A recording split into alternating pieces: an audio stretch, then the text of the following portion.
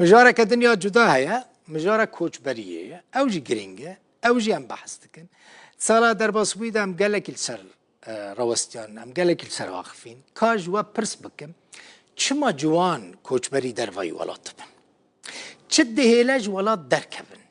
سدم چنه مثلا هناك جوان دبيجن جبركو كارتنيا هناك حجتا وان او لكاري تنيا امانت تنيا هناك جبوكو نچن عسكريه كوچ بردبن قالك سدمين دنجي انا بيقومان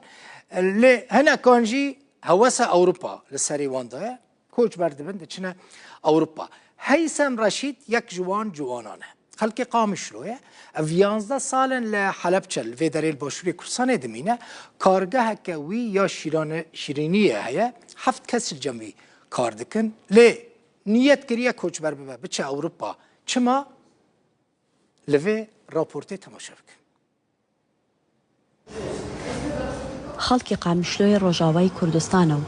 نزیکەی 11 ساڵە هاتوۆتە هەڵەبجە هەیسەم کارگەیەکی شیرینی دامەزراندووە بەڵام بێ بازاری تەنگی پێڵچنیوە والله یەکیش نەبێ یعنی لێرە نامینێ من خەڵکی قامشلۆ بووم پێشتر ئیشێمە زۆر باش بوو من سعات 5 بەیانی دەهاتم تقریبا دمام حتا سعات 7 من ئیش دکرد هەر سەر قاچ بوو بس ئێستا ئیش نەماوە يعني أمره ساعات تقريبا 8 واتمه أو ها إيش مطواب ومن بيج منالي منه كاتي إيش ليرة نبي والله من يعني ليرة نامينم يعني إن راتب هي يجبو منه وظيفة هي هر إيمي إيش يدسه يعني من ليرة نامينم يعني شون كيجبو خبدوزي مجبو أوروبا بجبو كذا كيبه مضرم يعني سوريا خوش نية لكارجكي هيثم حوت خزاني ديكا كاردكان كبقوتي خوان 185 فرۆشیان کەمی کردووە و ناتوان بژێوی ژیانیان دابین بکەن. معیشەتەکە هەر زۆر ناخۆشە چونکی ئەگەر شۆنی خۆت بەجێ بێڵی بچیتەوە بە شوێنێکی کە ناخۆشە تۆزەی ئەمەش وەکو وڵاتی خۆمان هەر سێریەکەن چونکی هەر کوردی ڕۆژ ئاواش لەگەڵ کوردی ئێرە هیچ فەرقێکی نییە ئێمە حاو خێزانەکەت نزیکەی 40 کەسن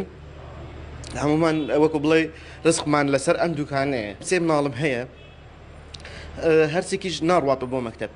چونکە نە خوێندنیان هەیە نە زمان نازانن نە فێربوونیان هەیە هیچ نازانن ئەو مناڵانە حیفە ئەو مناڵانە مستەقبەلیان ون بێ وڵاتی خۆمان ناتوان بڕۆینەوە چونکی وەزعی ئەوێ هەر وەکو بڵێ زۆر خراپ بووە داواکاریمان لە UN و ئەوانەیە کە شتێک بۆمان بکە ماوەی 3 کاژێر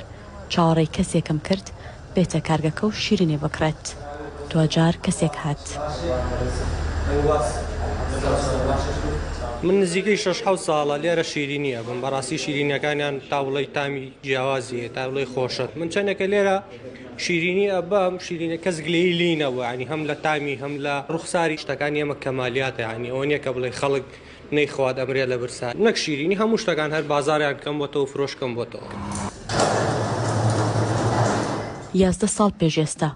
جەنگی ناوخۆ ناچاریکردن بێنە باشووری کوردستان ئێستاش خەریکە بێبازاری کۆچێکی دیکەیان بۆ وڵاتی سێهەم پێدەکات.